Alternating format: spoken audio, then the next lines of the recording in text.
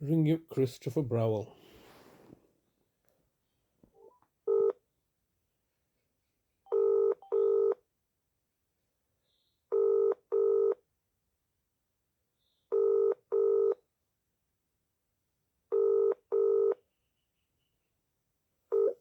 This is the Vodafone voicemail service for 07769247196.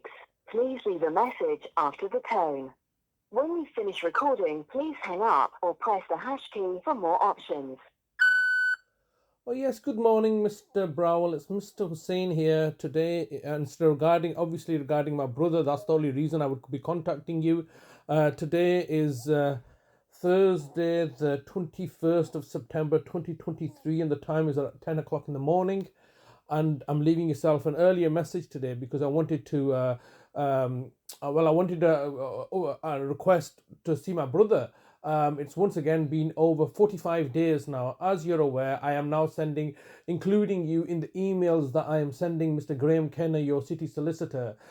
Both you and the solicitor are refusing to give me the right to reply or acknowledge anything. This is it's alarming and distressing because this seems to be a repeat of what you did in my mother's case. You initially let me see now, in September, no, sorry, in August 2018, when you had kidnapped my brother, I made the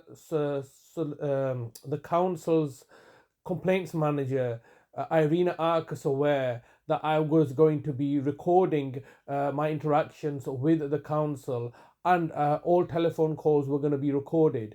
And as a consequence, that the council should look to amend its council's constitution in recognition of my right. That was raised as a formal complaint with Raidina Arcus in September, October, when you had kidnapped my brother, because I have had enough of your lies, you as the local authority, social workers' lies and deceptions. And as a consequence, you had failed to respond to that after numerous inquiries. But then, once you, the council, had proceeded to take out litigation action in the Court of Protection to abduct my mother, in March you had put forward your vexatious complainant policy, which restricted my communication. And then you've forced me to restrict on that, forced me to comply to your restricted communication policy, all the way to the High Court, where you have had High Court justices ratify your vexatious complaint policy of forcing me to write to a particular email address and restricting my communications and giving you the liberty of either replying or not. Subsequently, my mother's died. Those court orders, High Court orders, are no longer effective. But you got injunctions in place to ensure that your own unilateral complainant policy was to be complied with through High Court orders when those High Court cases were in relation to my mother's best interest. But you see how your own policies that you create out of thin air for your own benefit regarding myself were then ratified in the High Court for your benefit, but to my detriment. Now that you've murdered my mother off and the case has ended, you still want me to comply with your vexatious complainant policy by refusing to engage with me. And what the bottom line is here is that you don't want to be recorded. To be held accountable as public servants. You don't even want your name to be known to anybody while you do your job. And look at this here with regards to my brother is the natural consequences of your anonymity whilst holding a position of authority and power in order to abuse vulnerable people. You don't want to have any accountability. You don't even want to have your name, but yet you want to make decisions that are causing alarm or distress and can cause a fatality to vulnerable people that you have a legal duty of care to. And hence why I feel that this is just a repetition of what you have done in the past, namely restricting my communications or refusing to engage with me now. It's been 45 days since I've seen my brother. It's a lovely day outside. My brother should be at home in his care home that I've created for him. I should be taking him out as per the care package that I have created for him, which you have known about ever since he was discharged back into my care in December 2018, January 2019. He was going regularly to swimming. There were issues with regards to weight loss, and this was due to the distress that you had caused him. But yeah, we are here now, 45 45 days later, I have absolutely no idea where my brother is. You have kidnapped him, you're holding him hostage at random. I'm just leaving you messages every single day, and you're refusing to even speak to me and forcing me to degrade myself by leaving your voice messages, and then refusing to respond. You've simply abducted my brother, you've come to the house, you've kidnapped him, abducted him, gone to my bedroom, stolen his passports, and so now he's your property to do with as you please, without any independent oversight, without any legal framework in place. He has not consented to this. He has clear mental capacity, which you're looking to disregard in order for you to achieve your nefarious objectives. At the police interview, it was confirmed to me that you got over £120,000 on my brother's DWP benefit money that you've been accumulating since my incarceration in 2016. So you got all his money. You convicted me in 2016 of a crime that I did not commit, only for you to be now committing that very same crime, which is not giving my brother unfettered access to his own DWP benefit money, amongst not paying any money in regards to his social care funds, which you have stopped paying since August 2012. A period of over 11 years ago. You've accumulated substantial funds. You have 15 seconds recording time remaining.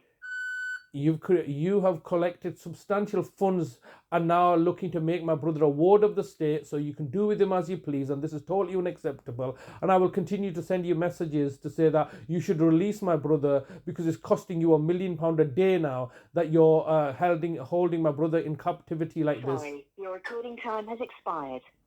To leave your message, press 1. To review message, Left message. Message sent. Thank you for calling. Goodbye. So I'm leaving a message every single day for the last, I don't know, since the 31st of August. So this is now coming to be over 20 days later. Every single day a message is being left. Every single day a message is being ignored. I'm sending email messages to the solicitors, Graham Kenner, who was involved in my mother's abduction and murder. And no response from the council at all. It's 45 days later. I have absolutely no idea where my brother is. They've kidnapped him from my care home and now are simply refusing to engage with me. And they believe that they can do this because obviously they use public money, namely ratepayer money, namely taxpayer money, and also money that the government gives them for social care. So the social care is the local authorities' cash cow, because that social care, which is obviously in a great deal of deficit, is where they can really milk the system and get money out of the government, hike up the council tax of the residents, saying that we're providing social care, and there's a deficit in social care, so everybody needs to chip in, so vulnerable people we can continue to provide vulnerable care to vulnerable people. But the reality is that they're creating the vulnerable people. They are creating the situation. Like my brother's example is a perfect example. He does not need to be in their care. I am providing him with full 24-hour care, and my brother has said that he does not want to be a ward of the state. He does not want to be cared for by anybody other than myself. The local authority can't accept this, and they're creating a scenario or a situation that is in their best interest. They've accumulated hundreds of thousands of pounds. They've saved hundreds of thousands of pounds in relation to my brother. I mean, frankly speaking, they have been saving, because they've taken all the money back. They've not been providing him effectively with any social care since his discharge from Lindfield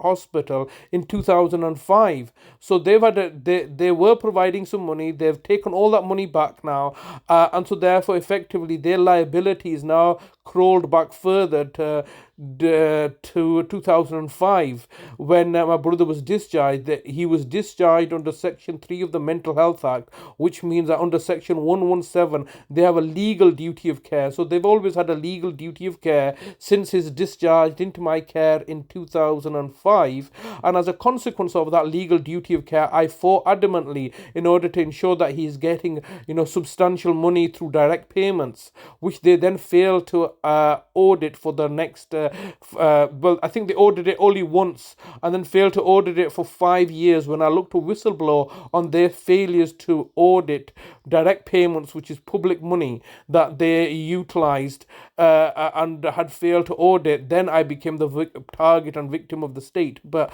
as it presently stands, because of then their subsequent criminal conviction was all to do with this direct payments, which they were paying out and not auditing. And when I looked to whistleblow upon them, they choose to abuse their position of power and authority, had me criminally convicted, and then as a consequence, now we're in a situation where they've not paid any money, crawled all that money back. So the legal liability now goes back all the way to his discharge. He's been in the community. Subsequently, they've put me into prison, came back out, caring for him again, and now recently they've got no other option but to abduct him. Now that they've abducted him, they just simply refuse. They've just disappeared this person. He's effectively been kidnapped and disappeared with. I don't know where he's been human trafficked to, but this is clear case of human trafficking. They've trafficked him to somewhere where they can exploit his money. He's got a property that is in my name that they want to take off my name, put back into his name so they can get his property, his house.